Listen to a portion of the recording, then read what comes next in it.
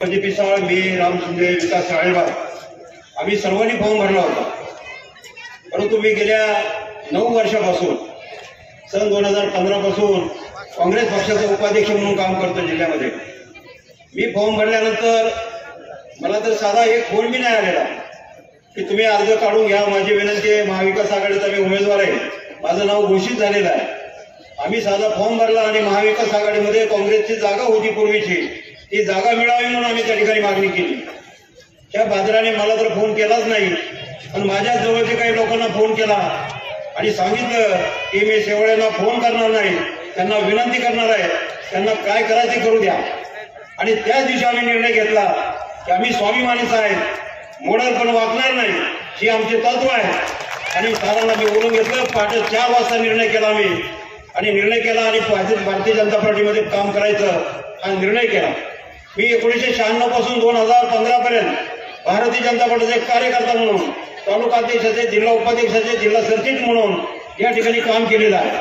आणि ज्यावेळेस मी सरांना सांगितलं की मी प्रवेश करतोय सर, पहाटे आमचा 4 वाजता निर्णय झाला आणि पहाटे 4 नंतर आम्ही 12 वाजता नागपूरला जायचं ठरवलं. आम्ही 13 तासामध्ये 1500 किलोमीटर प्रवास करून नागपूर गाठलं आणि माननीय राज्याचे उपमुख्यमंत्री देवेंद्रजी फडणवीस यांच्या उपस्थितीमध्ये त्या ठिकाणी प्रवेश केलेला आहे. फडणवीस साहेबांना मी एकच सांगितलं की कर्जत तालुक्यामध्ये तुम्ही भोसाखिंडीच्या माध्यमातून आम्हाला पाणी दिलेलं आहे, ते पाणी मिळण्यासाठी मी गेल्या 15 वर्षामध्ये 14 वर्ष मी पायात चप्पल नाही घातली.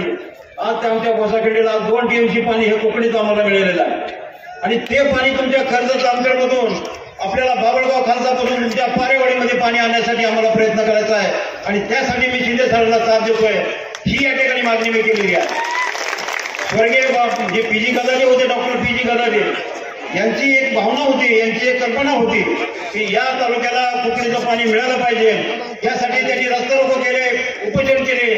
आणि तीच मागणी बदलावा असतील, मी असेल, या तालुक्याला पाणी देण्यासंदर्भात मी देवेंद्र फडणवीस साहेबांकडे विनंती केलेली आहे की राम शिंदे साहेबांना तुम्ही आम्हाला सांगा, आम्ही त्यांची साथ द्यायला तयार आहे.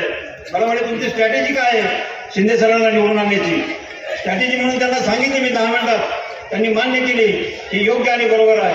कुकणीचं पाणी जामखेड तालुक्याला मिळावी ही त्यामागची भावना आहे. आमचा जो भोसाखिंडीचा कॅनल आहे तो 12 करावा ही त्याची मागणी आहे. आज आपण पाहतो की शिंपोरा ते खुंटेपळ ही जवळजवळ 72 किलोमीटरची 1400 कोटी रुपयाची योजना आज कर्जत तालुक्यामध्ये चालू झालेली आहे. ही योजना इथं बाबळगावपासून रोड क्रॉस करून खाली येत आहे, तिथून सरळ खाली पाईपलाईन टाकली तर तुमच्या पारेवाडीला पाणी येत आहे. पारेगावकडून डोणगाव, वारणगाव, पाटोदा, कुसळगाव, कुसळ, नांगण, जवळा खालचे जे जामखेड तालुक्यात जे पश्चिम भागात जी गावं आहेत या गावाला पाणी देता येईल.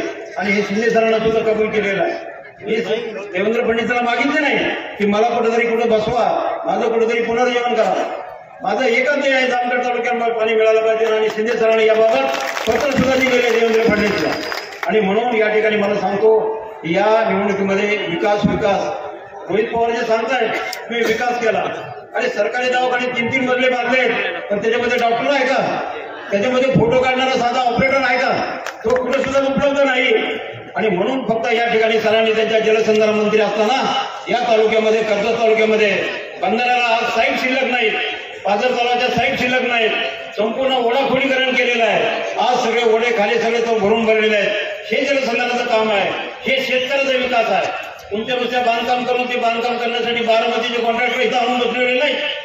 म्हणून या ठिकाणी मला सांगणं गरजेचं आहे.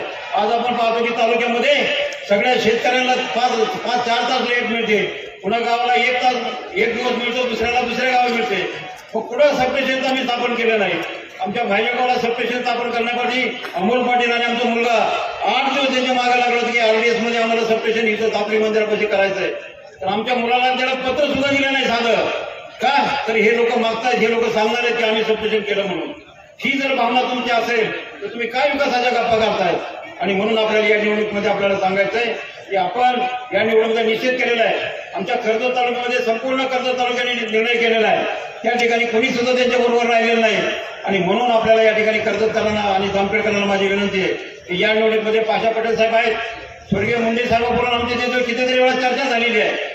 माननीय पटेल साहेबांनी कापूस आणि सोयाबीनला भाव मिळावा म्हणून काल सोलापूरपासून नागपूरपर्यंत पायदिंडी काढलेली आहे. म्हणून स्वर्गीय गोपीनाथ मुंडेचे आम्ही कार्यकर्ते आहोत. आणि म्हणून या कार्यकर्त्यांना आपण शिंदे साहेबांना निवडून आणण्याचा आपल्याला या ठिकाणी प्रयत्न करायचा आहे. दुसरी महत्वाची गोष्ट सांगणार गरजेचं आहे की आमच्या पाटेगावला MIDC काढायची. नुसतं कर्जतजामखेडच्या युवकाला काम द्यायचं म्हणून त्या ठिकाणी सांगितलं गेलं. पण ज्यावेळेस पाटेगावला MIDC काढायचे सरांनी त्यानंतर कुंबळी रवळगाव आणि तेरगावला प्रपोजल दिलं. मी म्हणलं ठीक आहे, मी कोर्टात जातो, माझ्या ग्रामपंचायततर्फे पिटिशन करतो. आम्ही कागद मागितला तर एक कागद पात्राकडे नाही. नुसतं 143 प्रमाणे ठराव झालेला तो ठराव सुद्धा त्यांच्याबरोबर नाही. नुसतं मुलांना नादी लागवायचं, म्हणायचं मी कामाला देणार आहे. आणि आज तुमच्याकडे 200 मुलं कामाला आहेत, त्याचा एक कर्जतजामखेडचा कुणी आहे का? एक माणूस सुद्धा नाही. आज मी या ठिकाणी उपस्थित तुम्हाला सर्वांना सांगतो की माननीय रोहित पवार यांचे विधानसभेच्या रेस्ट हाऊसमध्ये कोणता रूम नंबर आहे हे सांगावं. इथं कोणी उभं राहून आहे का नाही सगळ्याला कोणाला विचारा रूम नंबर काय आहे रोहित पवारांची. म्हणजे त्या ठिकाणी कर्जतजामखेडचा एक माणूस कोणी गेला नाही पाहिजे. मुलं तिथं परीक्षेला गेलं तर त्याला मला फोन करायचे आमचे मेहुणे बाळासाहेब आजबे, त्यांना फोन करून मी सांगायचो की या मुलाला तिथे जागा द्या. म्हणजे ह्या माणसाच्या 416 नंबरची रूम आहे त्यांची विधान भवनामध्ये. आणि त्या विधान भवनाच्या रूम मध्ये आज बारामती ॲग्रोच आणि बारामती जे चिकन आहे त्यांचं सेंटर तिथं ऑफिस चालवलं जात आहे की आमदार निधीचं त्यांचं विकासाचं काम आहे. मग अशा परिस्थितीमध्ये तुम्ही त्यांना मतदान करणार आहेत का?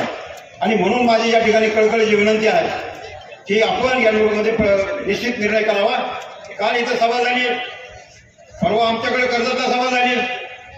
ते सांगतात काय की राम शिंदेनी 22 तारखेला 23 तारखेला तिथं काउंटिंगला येऊ नये. अरे असा कोण तो लागून गेला की तो माणसाला आमच्या कर्जतच्या आणि जामखेडच्या माणसाला सांगतो की काउंटिंगला तुम्ही येऊ नका. मागच्या वेळेस माणसं कमी होते, आता यावेळेस माणसं जास्त येणार आहेत, तुम्हाला आम्ही बाहेर पडून देणार नाही, तुमचं काय होईल ते सांगता येत नाही. ही तुमची बोलण्याची भाषा. आमचे काही कर्जतजामखेडचे मतदार आहेत, शेतकरी आहेत, गरीब आहेत, पण स्वाभिमानी आहेत, असे कोणाच्या मागं त्या ठिकाणी पडणार नाहीत. आणि म्हणून या ठिकाणी मी तुम्हाला सांगतो येत्या 20 तारखेला आपण सगळ्यांनी हात वरून करायला सांगावं की हे बारामतीचं पार्सल आपल्याला बारामतीला लावायचं